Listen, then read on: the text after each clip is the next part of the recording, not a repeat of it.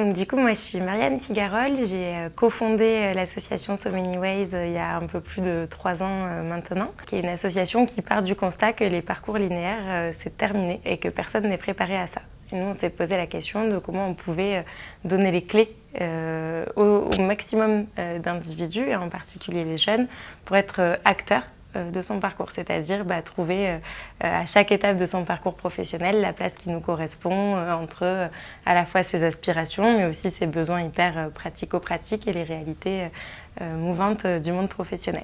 Mais j'avais envie d'aller plus loin et de me dire comment ces nouvelles compétences, ce nouvel état d'esprit, on peut l'apporter à tous les jeunes. Et pour ça, ça fait quelques mois que j'ai quitté le projet So Many Ways et que dans le prolongement, je lance l'association POA qui va être en charge vraiment de démocratiser quelque part tout ce qu'on a compris et toutes les méthodes qu'on a développées pour accompagner les jeunes, mais aussi les professionnels qui les encadrent.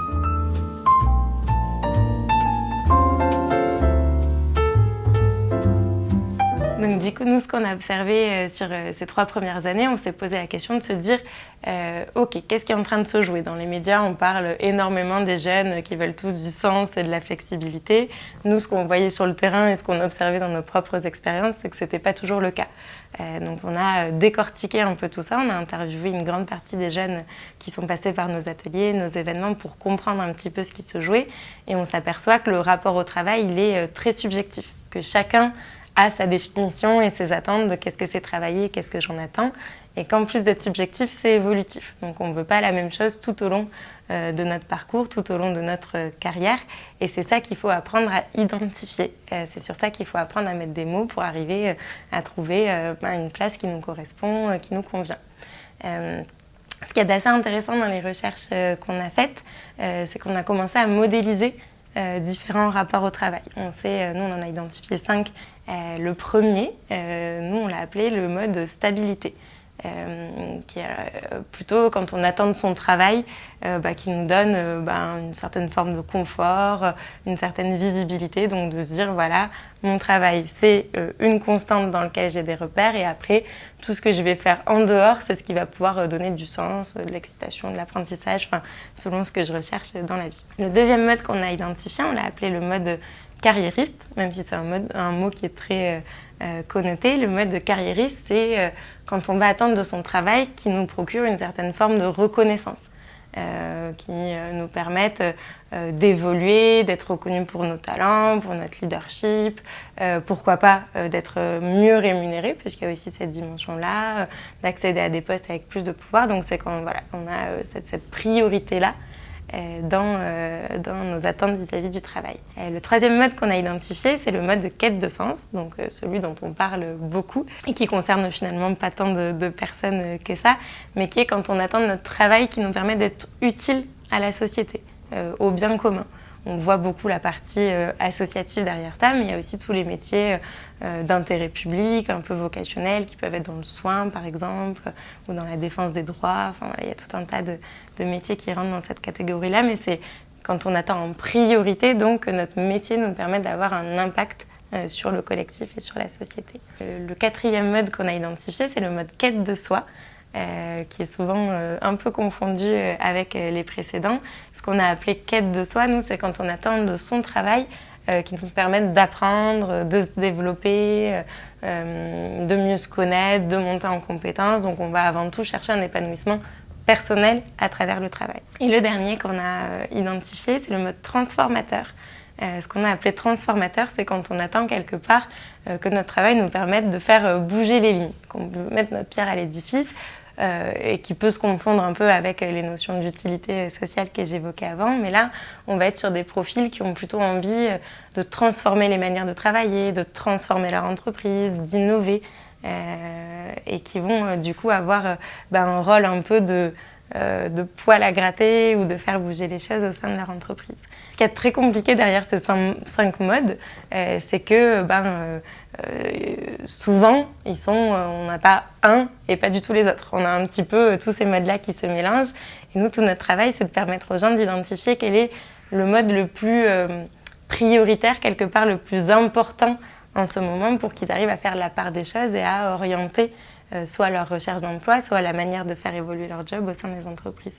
Et ce qui se joue derrière ça, c'est juste beaucoup de connaissance de soi et une fois qu'on a mis les mots, un peu de confiance en soi pour arriver à l'exprimer et à trouver un employeur ou une entreprise qui va créer les conditions de travail qui nous correspondent.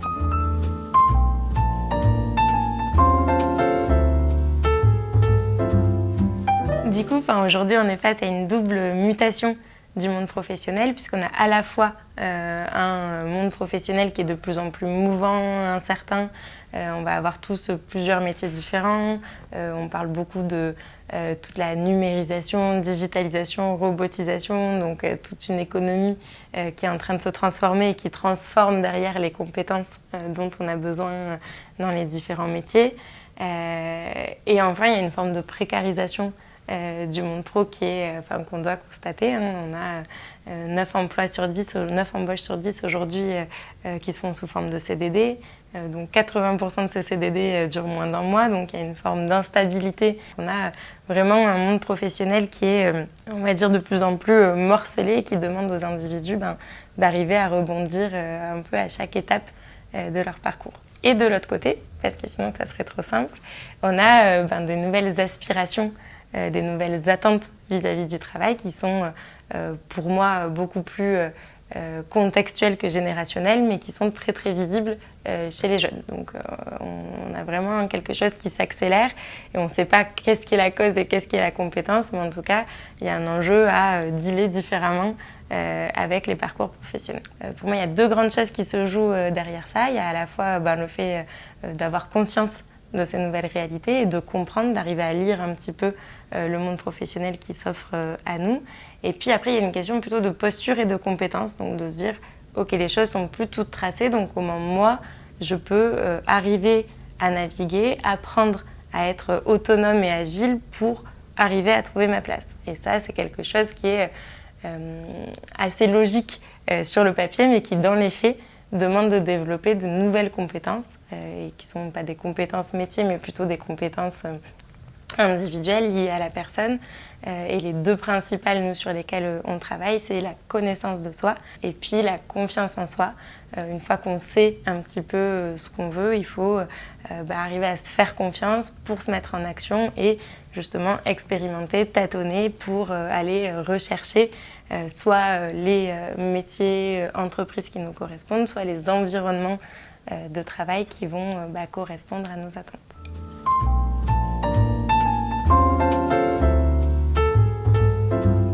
Toutes ces questions et tous ces nouveaux parcours non linéaires, ils posent certes énormément de questions à chacun d'entre nous parce qu'on est les premiers concernés, mais ils posent aussi beaucoup de questions aux entreprises puisqu'on ne gère plus ses salariés, on ne gère plus ces recrutements comme on les gérait avant.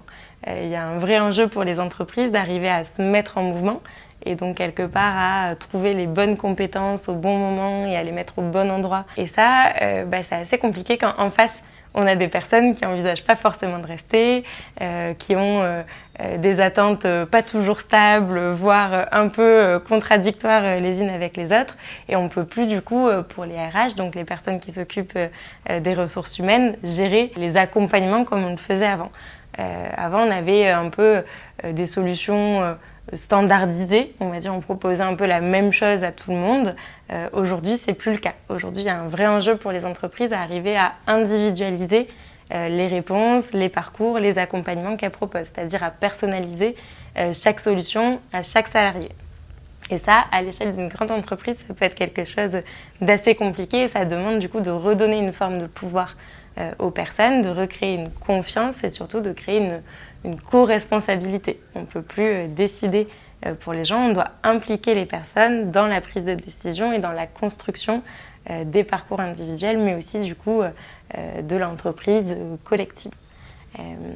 C'est pour cette raison d'ailleurs qu'on a décidé de donner la parole aux étudiants sur cette semaine. C'est pour se dire, ok, moi en tant que futur salarié, moi en tant que futur jeune qui pose tant de questions aux entreprises, qu'est-ce que j'attendrai d'un employeur, au-delà de la notion d'employeur idéal, qu'est-ce que j'attendrai d'un employeur, d'une entreprise, dans quel environnement de travail, dans quelles conditions j'aimerais pouvoir travailler et m'engager, m'impliquer.